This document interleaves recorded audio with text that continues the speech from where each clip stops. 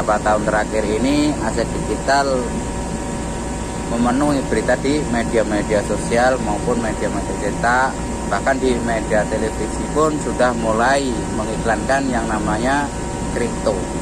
Nah, tetapi dari sekian juta masyarakat Indonesia ini, dunia aset digital atau cryptocurrency ini masih sangat awam.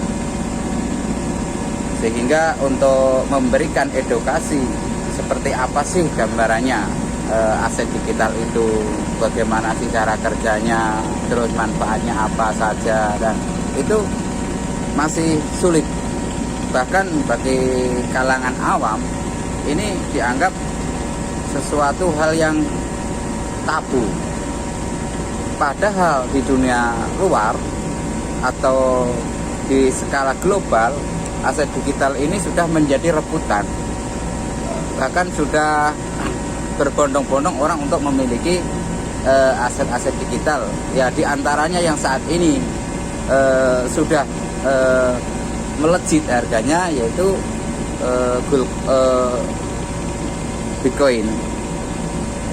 Nah, Bitcoin ini lahir di tahun 2009, dan pada waktu itu mungkin juga dianggap hanya sebatas permainan saja, dianggap sebagai sebuah suatu hal yang sangat aneh, karena yang namanya aset itu orang memahami berupa tanah, rumah, mobil, emas, dan lain-lain. Itu yang dianggap mereka sebagai aset yang berbentuk fisik. Dan aset digital ini masih sangat jauh dari pemikiran orang-orang pada waktu itu. Tetapi dengan berjalannya waktu, orang mulai heran, mulai bingung kenapa kok bisa, kenapa kok mau beli, kan gitu. Nah, inilah uniknya. Nah, yang mana teknologi ini selalu berkembang. Sesuatu hal yang awalnya tidak masuk akal, ketika sudah waktunya, sudah zamannya, menjadi masuk, menjadi tren.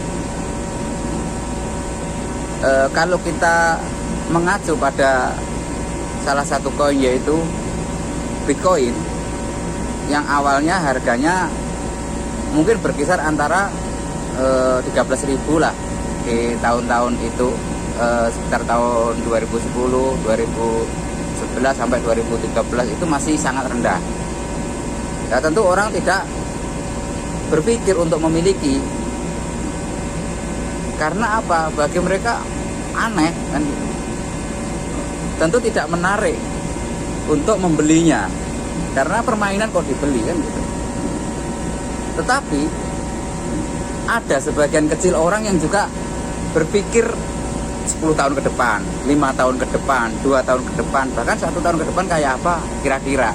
Nah, coba kalau waktu itu di tahun 2009 itu atau 2010 kita membelilah, nggak usah terlalu banyak, kita miliki 1000 koin aja, mungkin hari ini kita sudah menjadi orang yang kaya raya. Tapi kembali lagi, momen itu sudah lewat.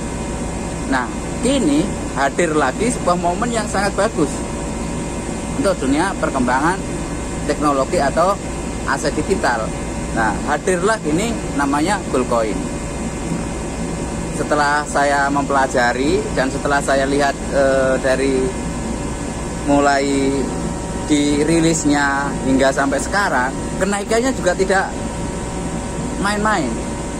Dari angka 150 perak hingga 1.500, 2.500, 3.000, bahkan kemarin saya waktu melihat di market koin itu bisa tembus di angka 7.000. Nah, ini saya mulai berpikir, ini menarik juga ini,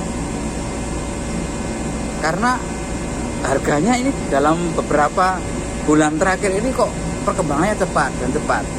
Nah, ini sangat bagus untuk dimiliki, gitu. Akhirnya saya memutuskan untuk mempelajari. Oh, berarti ini layak untuk kita jadikan aset ke depannya, mungkin 1 tahun lagi, 2 tahun lagi, 3 tahun lagi, akan memiliki nilai yang lebih seperti layaknya Bitcoin.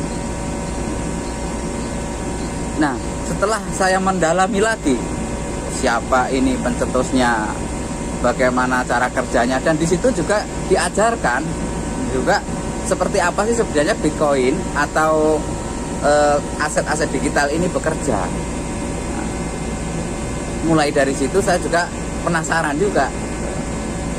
Ternyata setelah kita tahu, itu sangat mudah dan sangat sederhana sekali untuk menaikkan atau menjadikan sebuah koin ini memiliki nilai lebih.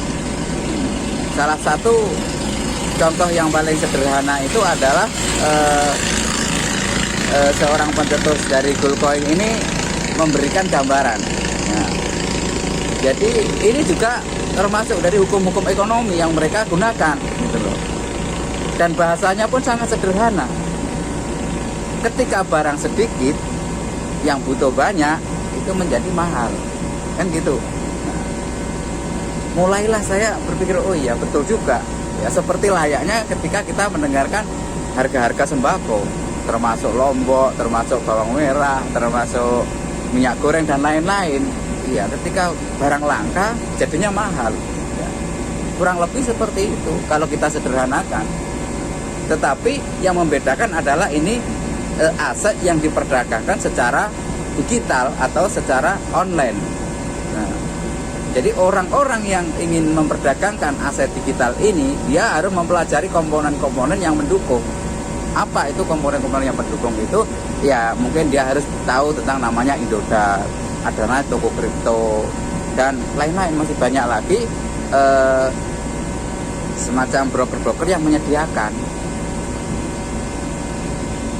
Nah, untuk para generasi-generasi milenial, tentunya harus mulai sadar bahwa Indonesia ke depan ini akan terbawa oleh arah-arah ke digital. Kita mau atau tidak mau, kita sepakat atau tidak sepakat,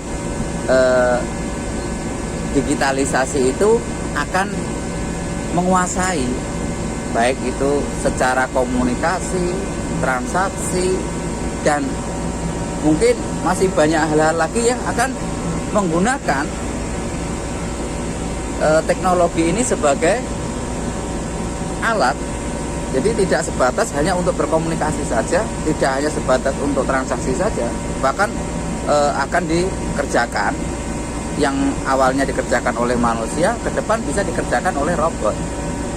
Yang awalnya kita kerjakan sehari bisa jadi 1 jam. Jadi akan memakan banyak tenaga-tenaga manusia itu berkurang.